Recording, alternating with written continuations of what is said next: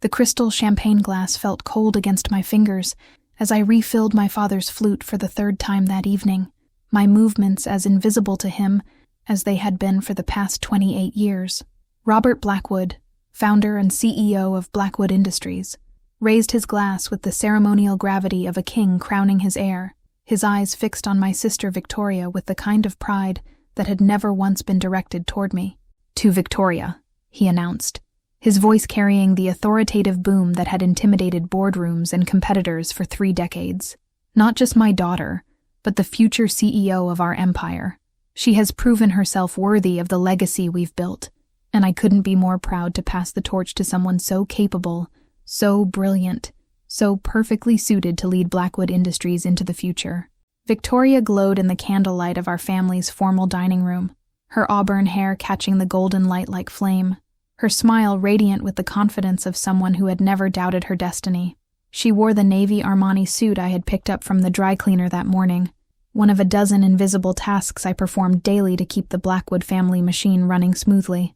"Thank you, Daddy," she said, her voice warm with genuine emotion and practiced charm.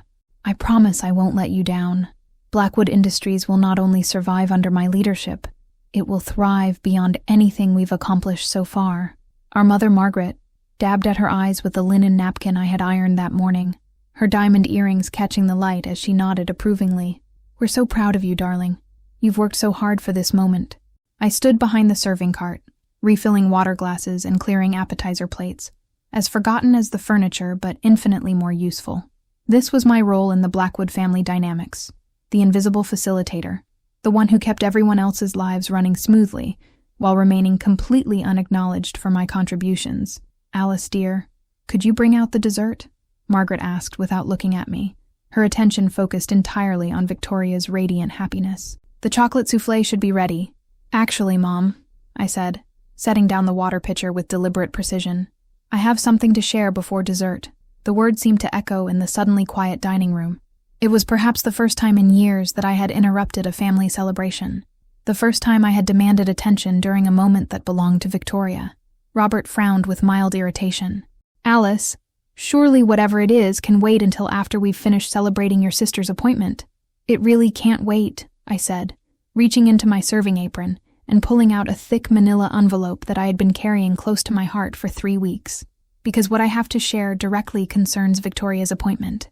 I walked around the table with measured steps, my sensible flat silent on the Persian rug that cost more than most people's annual salary. I placed the envelope directly in front of my father, noting how his expression shifted from mild annoyance to genuine confusion. "What is this?" he asked, his CEO instincts already sensing that something significant was happening, even if he couldn't yet comprehend what. "Open it," I said simply. Victoria leaned forward with curiosity rather than concern, still basking in the glow of her celebration and unable to imagine that anything could threaten her golden moment. "What's the mystery, Alice? Did you finally write that novel you're always talking about?" I had never talked about writing a novel, but Victoria's casual dismissal was so perfectly representative of how little attention anyone in my family paid to my actual thoughts and dreams that I almost smiled. Robert opened the envelope with the methodical care he brought to all business documents, his reading glasses perched on his nose as he scanned the first page. I watched his face change, confusion deepening into shock crystallizing into something approaching panic. "This can't be right," he murmured, flipping through page after page of legal documentation. "Alice, what is this?" "Stock purchase agreements," I said, my voice steady despite the adrenaline coursing through my system. "Signed, notarized, and filed with the Securities and Exchange Commission as of yesterday afternoon." Victoria's smile began to fade as she sensed the shift in energy around the table. "Stock purchases for what company?" I looked directly at my sister, meeting her eyes for perhaps the first time in years with complete equality rather than deference. "Blackwood Industries. I've been acquiring shares for the past 18 months through various investment vehicles and shell companies. As of yesterday, I own 51% of our family's company." The silence that followed was so complete, I could hear the grandfather clock ticking in the hallway, each second marking the end of one era and the beginning of another. "I believe that makes me the majority shareholder," I continued, pulling out the chair at the head of the table, the chair where my father had sat for every family meal I could remember. "Which means, Victoria, congratulations are in order. You're going to be working for me." Robert's champagne glass slipped from his fingers, crystal shattering against the hardwood floor like the sound of an empire changing hands. "From waitress to owner," I said softly, "in 30 seconds. Victoria had been groomed for corporate leadership since she could walk. Her childhood filled with bring your daughter to work days that were really advanced business training sessions in disguise. While other children played with dolls, Victoria had been given toy boardrooms where she practiced making presentations to stuffed animal executives. While other teenagers worried about prom dates, Victoria attended shareholder meetings and learned to read quarterly reports.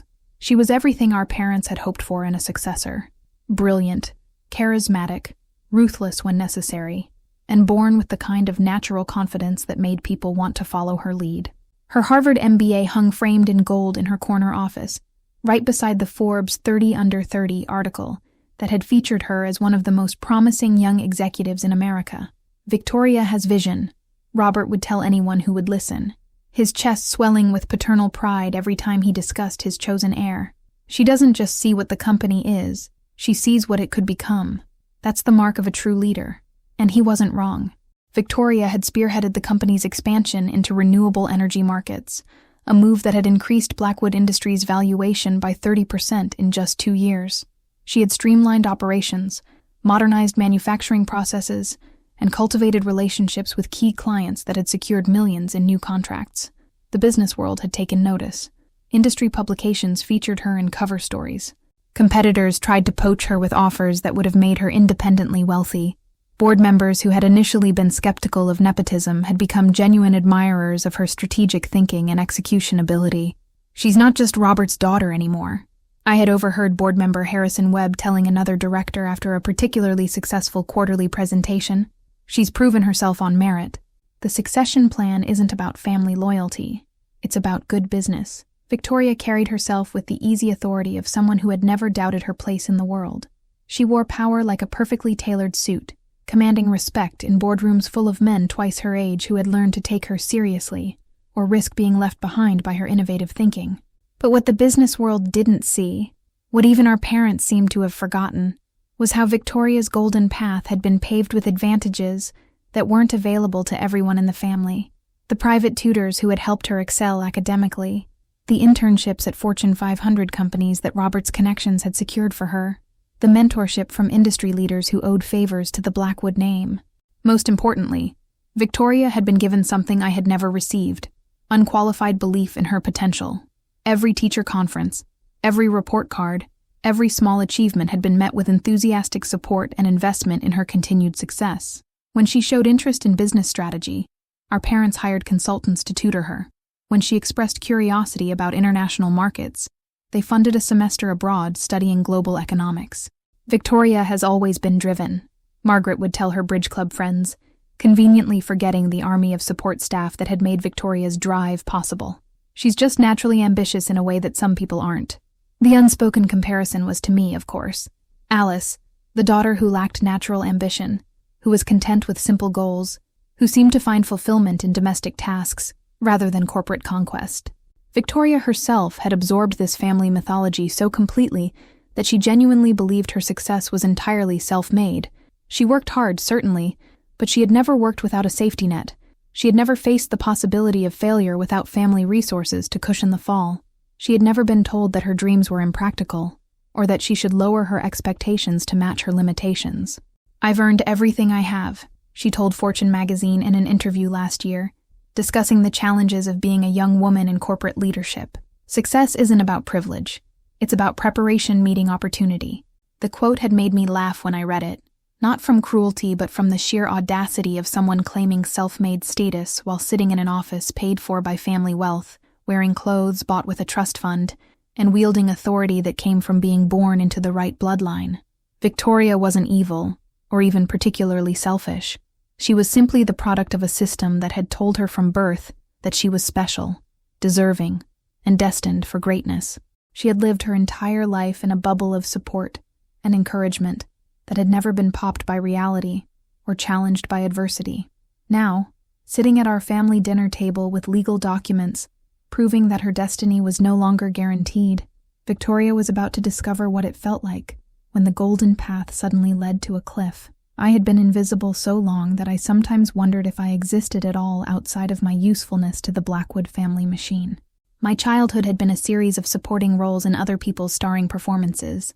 The sister who helped with homework but never needed help herself, the daughter who anticipated needs before they were expressed, the family member who made everyone else's life easier by requiring so little attention.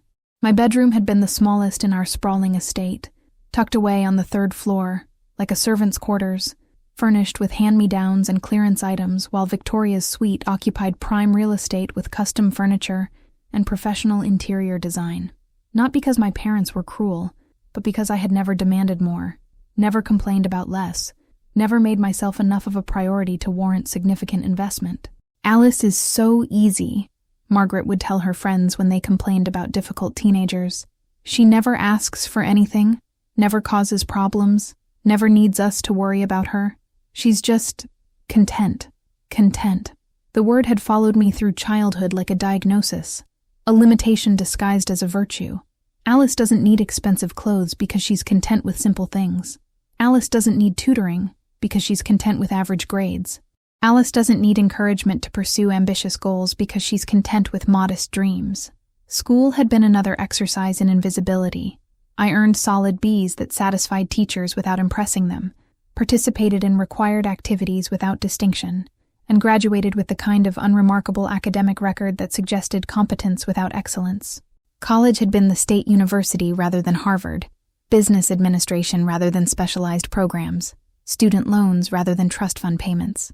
Alice chose a practical path, Robert would explain when business associates asked about his other daughter.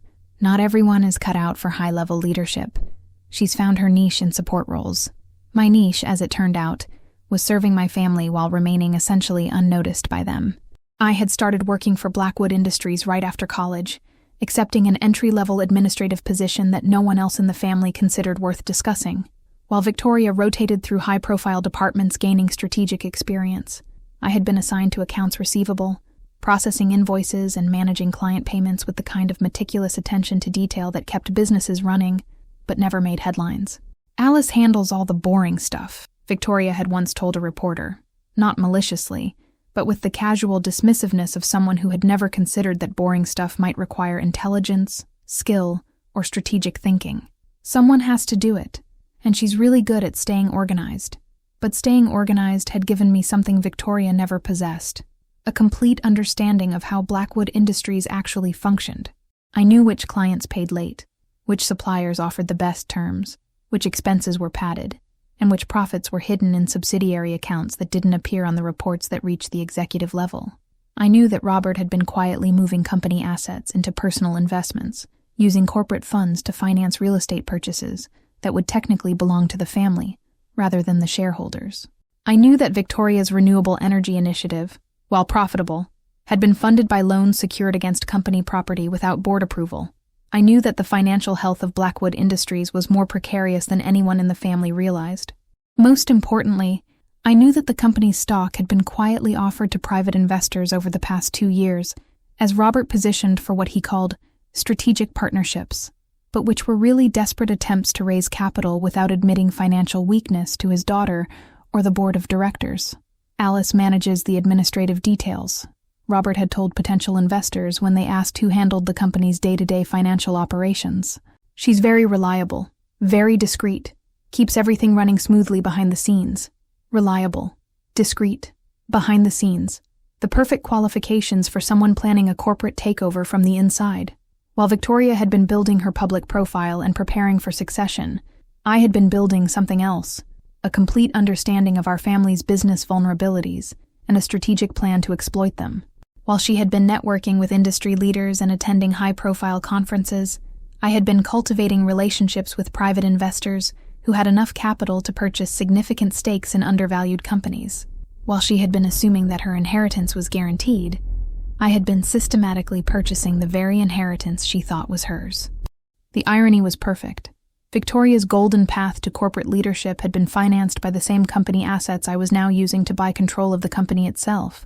The trust fund that had paid for her Harvard education, her designer wardrobe, her luxury lifestyle, all of it had been borrowed against company stock that was now in my name.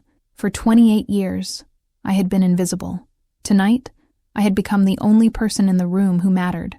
The transformation from invisible daughter to corporate predator had begun 3 years earlier, with a single overheard phone conversation that changed my understanding of our family's empire forever. I had been organizing Robert's home office, a monthly task that fell to me like all domestic management, when his conference call with the company's chief financial officer had revealed the truth behind Blackwood Industries' glossy exterior. "The cash flow problems are getting worse," CFO David Chen had said, his voice crackling through the speakerphone with barely contained anxiety. "We're leveraged to the maximum, and the renewable energy expansion is draining reserves faster than projected revenue can replenish them." Robert's response had been immediate and telling. "We can't let Victoria know. She's so excited about the green energy initiative, and it will be profitable long-term. We just need to find creative financing solutions until the market catches up with her vision." Creative financing solutions. In corporate speak, that meant borrowing against company assets, selling equity to private investors, and essentially mortgaging the company's future to fund Victoria's ambitious present. The Golden Heir's success story was being written with borrowed money and hidden debt. I had stood frozen in the doorway, holding a stack of papers that suddenly seemed insignificant compared to the financial house of cards that was apparently supporting our family's lifestyle. Everything I thought I knew about Blackwood Industries, its stability, its profitability, its position as a regional industrial leader, had been revealed as elaborate fiction. That night, I had begun my own investigation. Using my administrative access to company financial systems, I had started mapping the real structure of our family's business empire. What I discovered was both fascinating and terrifying, a complex web of interlocking debts, cross-collateralized assets, and increasingly desperate attempts to maintain the appearance of financial health. The company owned 17 different properties, but 14 of them were mortgaged to the maximum. The manufacturing facilities that employed 300 people were operating on credit lines that were renewed quarterly, based on increasingly optimistic projections. The investment portfolio that funded our family's trust funds consisted largely of Blackwood Industries stock, creating a circular dependency that would collapse if the company ever faced serious financial pressure. Most critically, Robert had been quietly selling shares to private equity firms, diluting the family's ownership while maintaining the fiction that Victoria would inherit a majority stake. The shares being sold weren't some abstract financial instrument. They were pieces of the company that Victoria believed was her birthright. "I need to understand corporate finance," I had told my community college advisor, enrolling in night classes while continuing to work full-time at the company. Investment strategy, securities law, mergers and acquisitions. The education had been brutally demanding. After 8-hour days processing invoices and managing client accounts, I would drive to campus for 3-hour classes on financial modeling and corporate governance. Weekends were devoted to studying, writing papers, and completing group projects with classmates who had no idea that their older, returning student was secretly preparing to wage financial war against her own family. But the education had been worth it. Within 18 months, I understood corporate finance better than Victoria, who had learned theory at Harvard, but never applied it to a real company with real problems and real stakeholders whose livelihoods depended on management decisions. The opportunity had come when Millbrook Capital, one of Robert's private equity partners, had approached me directly about increasing their stake in Blackwood Industries. They knew I was family, but they also knew I understood the company's operations better than anyone else in the building. "Your father seems to think you're just an administrative assistant," partner Jennifer Walsh had said during our first meeting at a downtown restaurant where no one from my family would see us. "But our due diligence suggests you're the person who actually knows where all the bodies are buried." She hadn't been wrong. I knew which contracts were most profitable, which clients were most vulnerable to competitor poaching, which suppliers offered the best terms, and which business units were actually generating the cash flow that kept the company operational. "What would it take," Jennifer had asked, "for someone to acquire controlling interest in Blackwood Industries?" The question had been hypothetical, an intellectual exercise in corporate strategy. My answer had been specific, detailed, and completely practical. A systematic acquisition of the privately held shares that Robert was quietly selling, combined with strategic purchases from smaller investors who didn't understand the company's actual value. Hypothetically, I had replied, it would take about 12 million and 18 months of patience. Jennifer had smiled. Hypothetically, that's very doable. What followed had been the most challenging and exhilarating 18 months of my life. Working with Millbrook Capital as my silent partner, I had systematically purchased every available share of Blackwood Industries stock, using a combination of legitimate investment vehicles and carefully structured shell companies to hide the true identity of the buyer. The war chest had been built one share at a time, 1 percentage point at a time, until I owned 51% of the company that Victoria believed was her inheritance.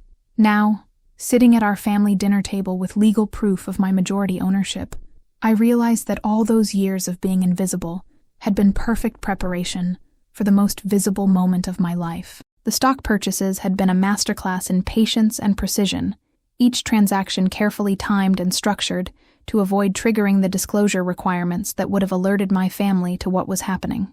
Working with Jennifer Walsh and her team at Millbrook Capital, I had learned to think like a corporate raider while maintaining the persona of the reliable family assistant who processed paperwork and managed household schedules. The key to any successful acquisition, Jennifer had explained during one of our monthly strategy sessions, is understanding that it's not just about money. It's about information, timing, and the target's psychological vulnerabilities. Blackwood Industries had all three vulnerabilities in abundance. The information asymmetry was profound. I knew the company's real financial situation, while potential sellers only saw the sanitized reports that Robert shared with investors. The timing was perfect. Robert's desperate need for capital made him eager to sell to anyone offering reasonable terms. And the psychological element was devastating. No one in my family could conceive of me as a threat. The first phase had been acquiring the shares that Robert was actively marketing to private investors. Using Millbrook's network of subsidiary companies, I had positioned myself as the buyer of choice for nervous investors who wanted to exit their positions without tanking the stock price. Each purchase had been structured as a separate transaction, with different corporate entities serving as purchasers, to avoid creating a pattern that might alert the company's legal team. 5% here, 3% there, Jennifer had said, reviewing our acquisition spreadsheet with satisfaction. Your father is basically selling you the company and thanking us for helping him solve his liquidity problems. The second phase had been more complex, identifying and purchasing shares from smaller investors who didn't realize they were selling to someone connected to the company. These were people who had bought Blackwood stock years earlier based on the company's strong regional reputation, then largely forgotten about their investment as other opportunities captured their attention. I had spent weekends driving to meetings with elderly investors who were happy to sell their old industrial stock to a polite young woman who offered fair market value and handled all the paperwork professionally. Pension funds that were rebalancing their portfolios. Small investment clubs that wanted to diversify away from regional companies toward national markets. You have a gift for making people trust you, Jennifer had observed after I successfully negotiated the purchase of a 7% stake from a retired machinist who had worked for Blackwood Industries in the 1980s. They see you as harmless, someone who's just trying to make a small investment. They have no idea they're selling to someone who's building a controlling position. The harmless perception had been crucial to the strategy's success. While Victoria was featured in business publications and Robert attended high-profile industry conferences, I remained completely invisible to the financial media and business community. No one was tracking my movements or analyzing my investment strategy, because no one considered me worth watching. The most delicate part of the acquisition had been purchasing shares from board members and company executives who might have been suspicious of unknown buyers. Here, my administrative position had been invaluable. I knew when board members faced personal financial pressures, when executives needed liquidity for divorce settlements or medical expenses, when longtime employees wanted to cash out their stock options for retirement planning. Board member Patricia Williams is getting divorced, I had reported to Jennifer after accidentally overhearing a phone conversation about asset division. Her lawyer is advising her to liquidate all company stock to avoid complications with the settlement. How much does she own? Jennifer had asked. 4%. And she needs to sell quickly to meet court deadlines. The transaction had been completed within a week, with Patricia grateful to find a buyer who could close immediately and handle all the regulatory filings. She had no idea that the buyer was the daughter of the company's CEO, and I had no obligation to disclose that information as long as the purchase was structured properly. By month 15 of our acquisition campaign, I owned 47% of Blackwood Industries. The remaining 4% needed to achieve majority control had required the most creativity, purchasing shares from the employee stock ownership plan that provided retirement benefits to company workers. "This is getting close to the disclosure threshold," Jennifer had warned as we planned the final purchases. "Once you own more than 50%, you're required to file reports that will make your ownership public." "I know," I had replied. "I want the disclosure.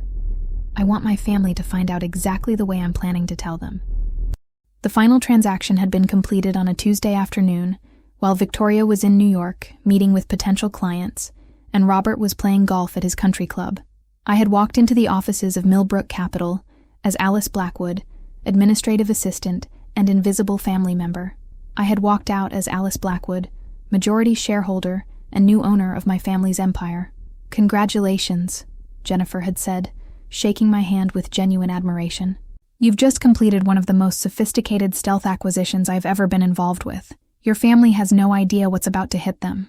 The legal documents that proved my majority ownership had been finalized the next day. All that remained was choosing the moment to reveal what I had accomplished. Victoria's succession announcement had provided the perfect opportunity. The papers scattered across our mahogany dining table looked innocuous enough: white sheets covered with legal text, corporate seals, and notary stamps that transformed abstract concepts into concrete reality. But each document represented a seismic shift in the Blackwood family power structure, a complete reversal of everything my parents and sister had assumed about their future. Robert's hands shook as he examined the stock certificates, his reading glasses slipping down his nose as he tried to process what he was seeing. "These show purchases dating back 18 months, he said, his voice hollow with disbelief. "Alice, how is this possible? Where did you get the capital for acquisitions of this magnitude?" "I had help," I said simply, noting how the word help seemed to physically pain him.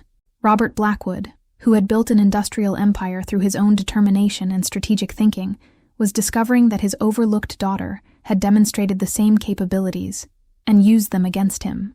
Victoria had gone completely silent, her champagne glass forgotten as she stared at the documents like they were written in a foreign language. The radiant confidence that had defined her entire life was evaporating in real time, replaced by something I had never seen in my sister's expression before: genuine fear.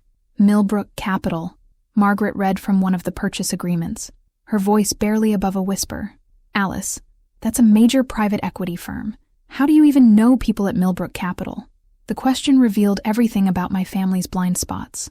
For 3 years, I had been building relationships with some of the most sophisticated financial professionals in the region, learning corporate strategy and securities law, positioning myself as a serious investor rather than the domestic helper they saw when they looked at me. They had assumed that my world consisted of household management and administrative tasks, while I was actually constructing an alternate identity in the business community. "Jennifer Walsh is my investment partner," I explained, watching Robert's face change as he recognized the name. "She's been advising me on acquisition strategies and providing the financing for share purchases that exceeded my personal resources." Robert had met Jennifer Walsh several times during his desperate search for investors to stabilize the company's cash flow. She was known throughout the regional business community as one of the sharpest minds in private equity, someone who could identify undervalued companies and engineer profitable turnarounds through strategic restructuring. "Jennifer Walsh," Robert repeated, the implication slowly sinking in. She's been working with you? Against me?" "She's been working with me for the benefit of Blackwood Industries," I corrected. The company was being systematically undermined by short-sighted financial management and unsustainable expansion strategies. Jennifer saw an opportunity to stabilize the business through new leadership and proper capitalization. Victoria finally found her voice, though it emerged as little more than a strangled whisper. "New leadership? Alice, you can't possibly be suggesting that you're qualified to run this company. You process invoices, you answer phones. You've never managed anything more complex than Dad's appointment calendar." The dismissal was so automatic, so reflexive, that Victoria didn't seem to realize she was challenging the person who now controlled her professional future. Even faced with legal proof of my majority ownership, she couldn't adjust her perception of what I was capable of accomplishing. "Actually," I said, pulling out another folder that I had saved for exactly this moment, "I've been managing quite a lot without any of you noticing." The second set of documents contained 3 years' worth of detailed financial analysis, operational recommendations, and strategic planning initiatives that I had been developing, while everyone assumed I was just filing paperwork. Market research on expansion opportunities that were more realistic than Victoria's renewable energy gambit. cost reduction proposals that could improve profitability without eliminating jobs, client retention strategies based on my intimate knowledge of what our customers actually valued in their relationship with Blackwood Industries. Robert examined the documents with growing astonishment, his business instincts recognizing the quality of the analysis, even as his paternal assumptions struggled to accept that his underestimated daughter had produced it. Alice, this is sophisticated work, graduate-level strategic planning. I have been taking graduate-level courses, I said. Business strategy, corporate finance, organizational leadership. Just because I didn't attend Harvard doesn't mean I stopped learning. Margaret was crying now, though whether from shame or confusion or grief for the family dynamic that was dying before her eyes, I couldn't tell. Alice, sweetheart, we had no idea you were interested in business leadership. Why didn't you tell us? Why didn't you ask for opportunities to develop these skills within the company? The question was so naive, so completely disconnected from 28 years of family history, that I almost felt sorry for her.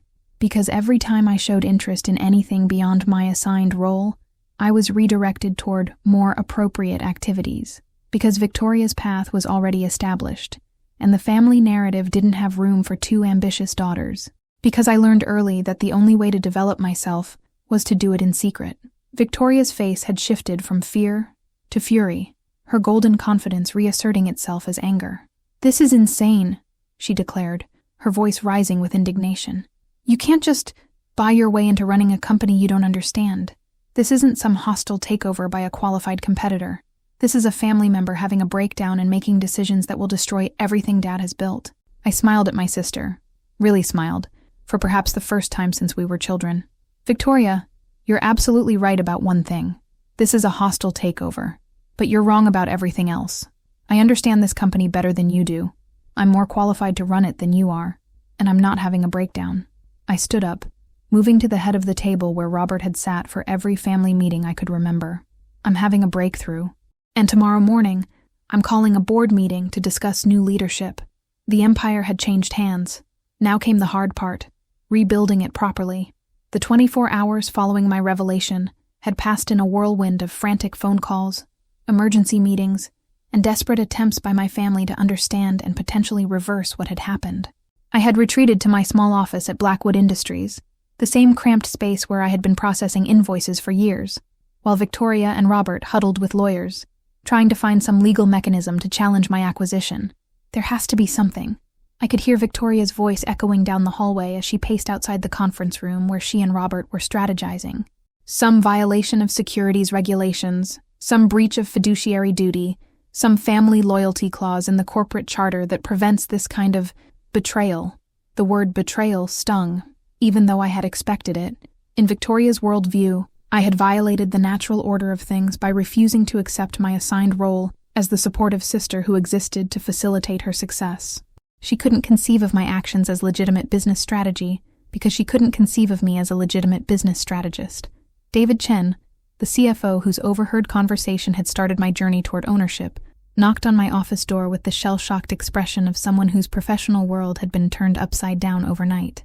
"Alice, I need to understand what's happening here. Are you really planning to take operational control of the company?"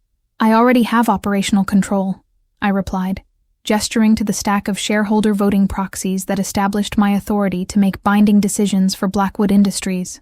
"The question is what I'm planning to do with it."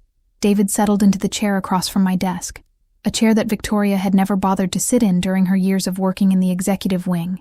"Your father is, well, he's devastated. He keeps asking how he could have missed what you were doing, how you managed to acquire majority ownership without triggering any of the normal disclosure requirements." "I didn't miss anything," I said. "I followed all applicable securities laws and disclosure requirements to the letter. I just structured the acquisitions in a way that delayed the disclosure until I was ready to reveal my ownership. The distinction was important. I hadn't committed fraud or violated any regulations. I had simply been more sophisticated in my approach than anyone in my family had imagined possible. The same underestimation that had allowed me to remain invisible for 28 years had enabled me to conduct a stealth acquisition without arousing suspicion." "What about Victoria?" David asked. "She was supposed to take over as CEO next month." "The board has already approved the succession plan. The transition strategy is in place. The staff has been preparing for months. The board approved a succession plan based on the assumption that the Blackwood family controlled the company, I said. That assumption is no longer valid. As majority shareholder, I have the authority to nominate new leadership. The conference room door slammed open, and Victoria stormed down the hallway with the kind of barely contained rage I had never seen from my composed professional sister. She burst into my office without knocking, her perfect hair disheveled and her Armani suit wrinkled from stress. "This is insane, Alice," she declared, her voice shaking with fury and desperation. "You cannot possibly believe you're qualified to run this company. You've never managed people, never developed strategy at the executive level, never dealt with board oversight or investor relations or regulatory compliance. You're going to destroy everything Dad spent 30 years building." I leaned back in my chair, noting how different this conversation felt from every interaction Victoria and I had ever had. For the first time in our lives, I held all the power, and she was the one who needed something from me. "You're right that I haven't done those things in an official capacity," I said, "but I've been observing how they're done, learning from your mistakes, and developing better approaches. Your renewable energy expansion, for example, was strategically sound but financially reckless. You mortgaged the company's stability to fund growth that couldn't be sustained without additional capital injections." Victoria's face flushed red. "That expansion increased company valuation by 30% and positioned us as leaders in emerging markets. That expansion created $8 million in debt that nearly forced Dad into bankruptcy," I countered. "The valuation increase was based on projected revenues that required market conditions that don't exist yet. You built a strategy around hope rather than data." The accusation hit home because Victoria knew it was true. Her Harvard MBA had taught her to think big and move fast, but not necessarily to think carefully about downside risks or sustainable financing. She had confused bold leadership with reckless spending. Robert appeared in my office doorway, looking older than I had ever seen him, his usually commanding presence diminished by confusion and what looked almost like grief. "Alice, sweetheart, can we talk? Just the two of us?" Victoria shot him a look of betrayal. "Dad, we agreed we were going to present a united front." "I know what we agreed," Robert said quietly. "But I also know that Alice owns 51% of my company, and screaming at her isn't going to change that fact. For the first time since the revelation, someone in my family was acknowledging the new reality rather than fighting against it." Robert was a businessman above all else, and businessmen adapt to changing circumstances, even when those circumstances are personally devastating. "What do you want to discuss?" I asked. Robert looked at his two daughters, the one he had groomed for succession, and the one who had seized control without his permission, and I could see him trying to salvage something from the wreckage of his family legacy. "I want to understand what you're planning to do with my life's work," he said simply. "The real reasons behind my corporate coup went deeper than financial strategy or business ambition, roots that extended back through decades of family dynamics that had shaped me in ways none of them understood." As Robert settled into the chair beside Victoria, both of them waiting for me to explain my motivations, I found myself thinking about the 12-year-old girl who had first realized that love in the Blackwood family was conditional on usefulness. "Do you remember when I was in 7th grade and I won the regional mathematics competition?" I asked, watching their faces for any flicker of recognition. Victoria looked blank, while Robert frowned with the effort of trying to recall an event that had apparently been insignificant enough to forget. Margaret, who had joined us in my small office, shook her head apologetically. "I came home so excited," I continued. "First place in the entire region, beating kids from schools with much better resources and specialized math programs. I thought it proved I was smart, that I had potential worth developing." The memory was crystal clear in my mind. Alice Blackwood, age 12, clutching her trophy and blue ribbon, bursting through the front door to share her triumph with parents who were supposed to be proud of their daughter's exceptional achievement. "You were in your office, Dad, on a conference call about some acquisition deal. Victoria was at piano practice. Mom was planning one of her charity events." I looked around my small workspace, noting the contrast with Victoria's corner office with its floor-to-ceiling windows and expensive furniture. "I waited 3 hours to tell someone about winning, and when I finally got your attention, you said, 'That's nice, sweetheart,' and went back to your paperwork." Robert's face changed as the memory apparently came back to him, along with what looked like the beginning of understanding about why this moment had mattered to a child who received so little recognition for her achievements. "Alice," he said softly, "I'm sure we were proud of you. We were just busy with other things. You were always busy with other things when it came to my achievements, I said. But Victoria's piano recitals, her honor roll certificates, her student government elections, those were worth celebrating. Those required family dinners and congratulatory phone calls to relatives, and photo albums that documented her success. Victoria had gone very quiet, perhaps beginning to understand that this conversation was about more than corporate control. This was about 28 years of accumulated slights, each one small enough to seem insignificant, but collectively devastating to a child's sense of her own worth. The next week, Victoria won some school spelling bee, I continued. 3rd place out of maybe 15 kids, and you threw a party. You invited the neighbors, ordered a cake, took pictures that ended up framed in the living room.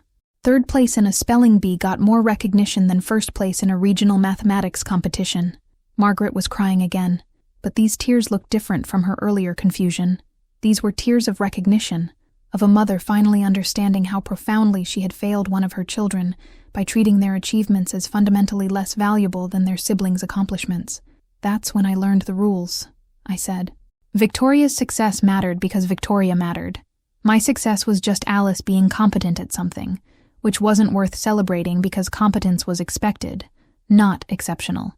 The pattern had continued through high school, college, and into my adult life. Every achievement I had earned through my own effort had been minimized, explained away, or completely ignored, while Victoria's accomplishments, many of which had been facilitated by family resources and connections, were treated as evidence of her exceptional character and abilities.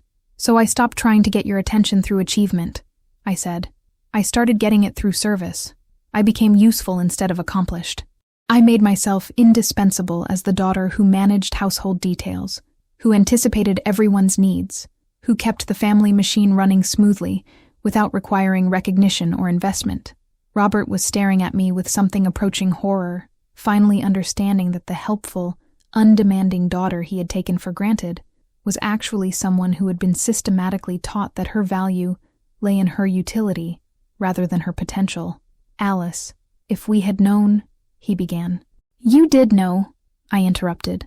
You chose not to see it because it was more convenient to have one daughter who required minimal investment and one daughter who justified maximum investment.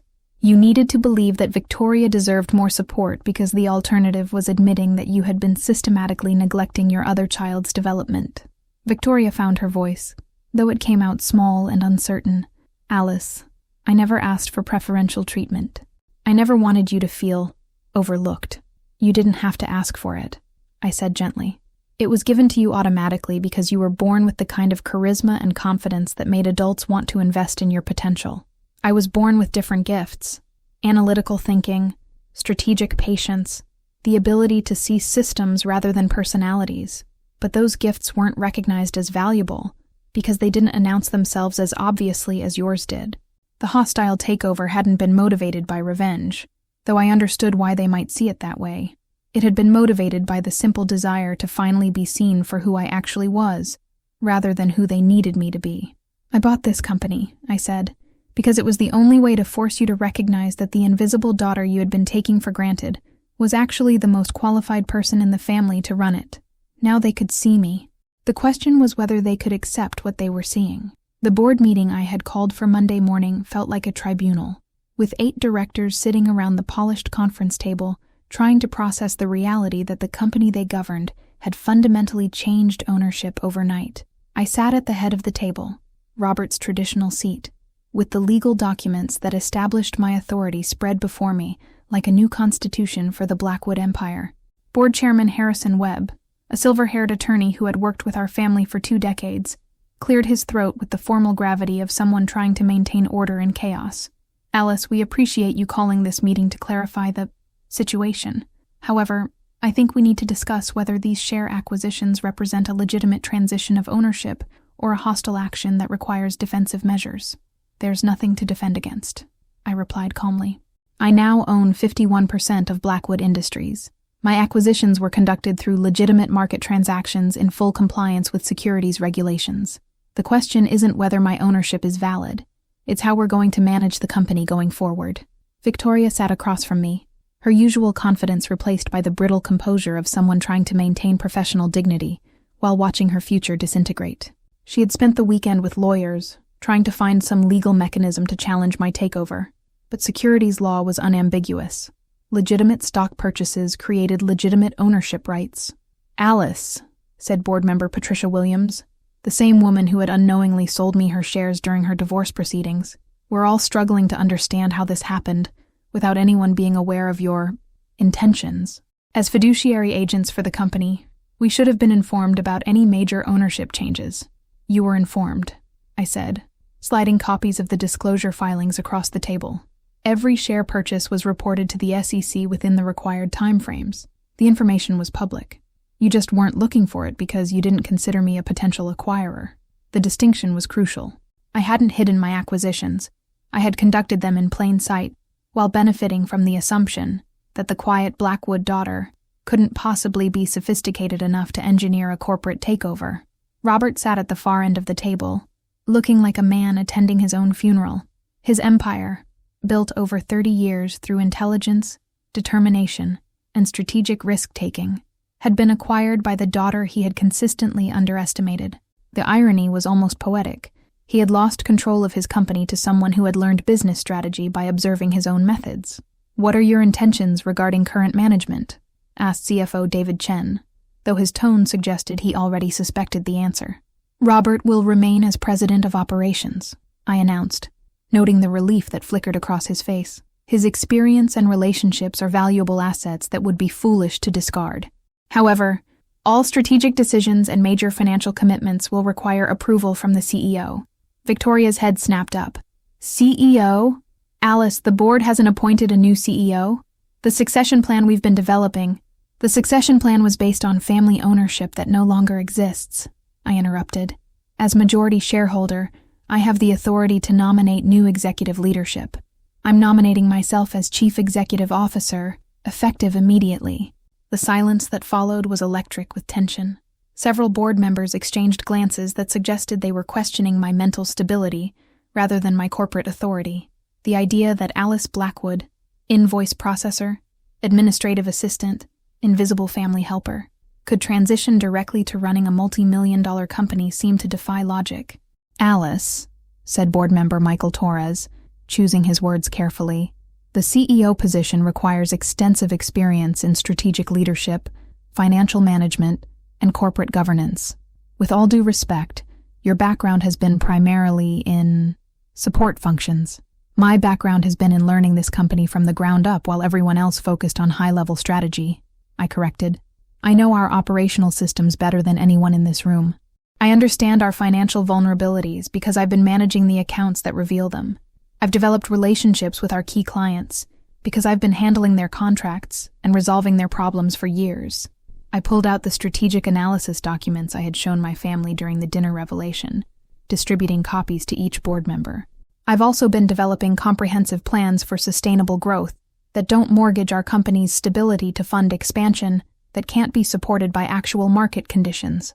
The board members examined my analysis with the kind of focused attention that business plans rarely received. These were sophisticated professionals who could recognize quality strategic thinking when they saw it, regardless of their preconceptions about who had produced it. Harrison Webb looked up from the documents with something approaching admiration. "Alice, this is impressive work. Graduate-level strategic analysis. But creating business plans and implementing them as CEO are very different challenges." "You're absolutely right," I agreed, "which is why I'll be working with Jennifer Walsh from Millbrook Capital as an advisory consultant. She has extensive experience in corporate turnarounds and operational restructuring. Between my knowledge of the company and her expertise in executive leadership, I believe we can address Blackwood Industries' financial challenges while positioning for sustainable growth." Victoria had been reading my strategic plan with growing agitation, her professional instincts recognizing the quality of the analysis, even as her personal feelings rebelled against accepting that her overlooked sister had produced superior work. "This is insane," she finally exploded. "Alice, you can't just decide you're qualified to run a company because you've been taking night classes and reading business books. CEO is not an entry-level position." I looked directly at my sister, feeling something that might have been pity. "Victoria, you're right that CEO isn't an entry-level position, but it's also not a birthright. For the past 3 years, while you've been building your public profile and assuming your inheritance was guaranteed, I've been building the capabilities needed to actually run this company. Now I own it, and I'm going to fix it. The vote to confirm my appointment as CEO was 6-2, with only Victoria and one family friend voting against the motion. The revolution was complete. Now came the hard work of proving I could lead. 6 months into my tenure as CEO of Blackwood Industries, the company that had been hemorrhaging money under Victoria's aggressive expansion strategy was finally showing signs of financial stability. I sat in the corner office that had been intended for my sister, her nameplate still in the desk drawer like an artifact from an alternate timeline, reviewing quarterly reports that told a story of careful restructuring and sustainable growth. The renewable energy division that had nearly bankrupted us was now operating profitably, thanks to a more conservative approach that prioritized cash flow over market share. Instead of Victoria's strategy of rapid expansion funded by debt, we had focused on optimizing existing operations before considering new investments.